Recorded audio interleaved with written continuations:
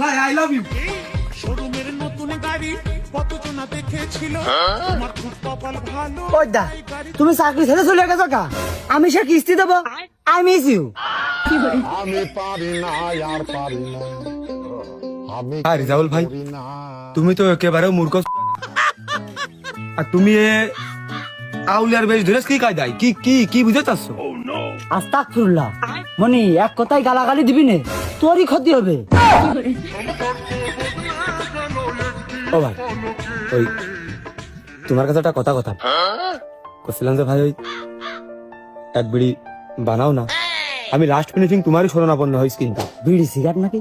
C সি সি সি। ও মনি ওই এক ভুল এক বেজা আমি করেছি আর না, ও আমি শুয়েই দেখি না। এ কি রিজাউল ভাই তুমি এখন তাহলে আর মাল খাও না?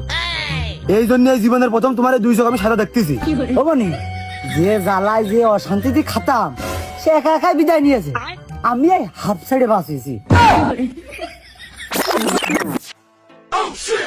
দেখো লাইলা, এটা রাগ করার বিষয় না।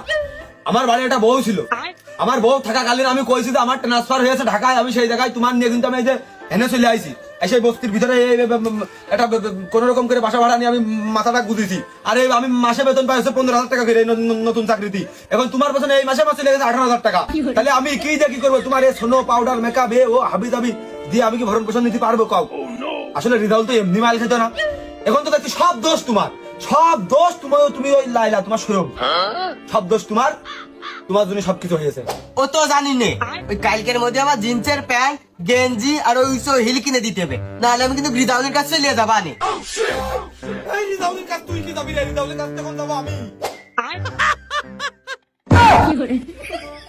ও ভাই কসি ভাই, আমার তো জীবন বাঁচানো কষ্ট হয়ে গেছে, তা তুমি লাস্ট আমার একটা উপকার করবা? তো মানুষের জন্য তোমার একটা উপকার করতে পারলি আমারও তো ভালো লাগবে।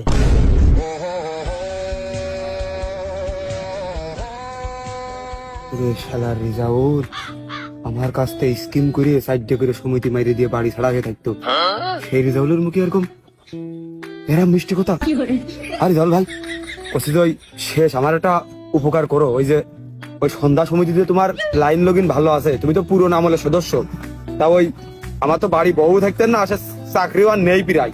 তা ওই ওই সমিতিতে আমার একটা স্কিম করে দাও না। সে কি সমিতি তো তোমাকে রে, আমি এখন আর ওই দিনাদায়কের মধ্যে আর যাইনি। ও ভাই আমার নামে আর হচ্ছে না, এখন তোমার নামে যদি তুমি একটু দয়া ময়া করে দিতে। ও মনি কিস্তি করবো কি, যার জন্য কিস্তি করবো সে আপত্তি তো বিদায় হয়ে গেছে।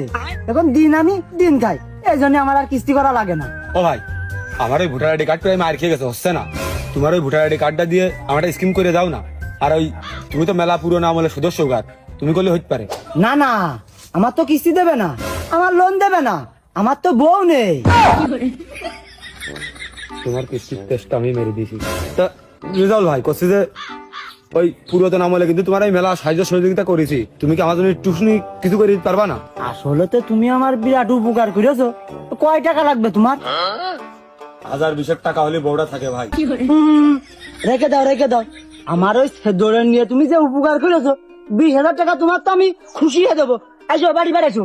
তোর মতো না নেই তোকেই মানামাই গেলি ফুলে, মধুপানি খুঁজে বেড়াসি বসে ফুলে ফুলে ভুজকাই নিয়ে। ওরে বাপু আইসো দিনই আমি ওর জন্য বাড়ি ছাড়িয়েছি, ওর জন্য কিস্তি করেছি, ওর জন্য মাল পর্যন্ত খাইছি, আমি তো খুশি হয়ে তোমার 20,000 টাকা দেবো। আইসো দিনই আইসো।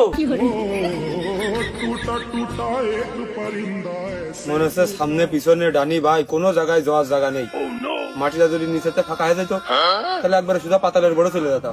তোমার মতো লোক হয় না, ও তো ছাড়বো কত আগে, কিন্তু কাবিনীর টাকা 4.5 লাখ, একবার এত টাকা আমি কোনটা দেবো? তোমার মতো লোকই হয় না আসলে। তুমি রেখে দাও রেখে দাও, আরে মাঝে সাথে আসবা 10-20,000 টাকা নিয়ে যাবা, আমি খুশি হয়ে তোমার টাকাগুলো দিয়ে দেবো।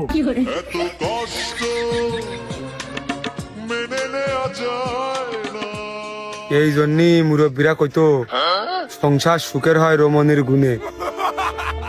এখন তো আমার কোনো জায়গায় যাওয়ার জায়গা নেই, যে কায়দায় হোক বউ আগেরটা ঠিক করে রাখতে হলি।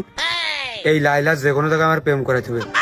প্রেম যখন করে ফেলবে তখন আর একটু ভালোবাসা কাজ করবে, তখন আবেগের বসে ওর সাথেও যাবে ছেলে, তখন আমার জানটা একটু শান্তি অনুভব হবে।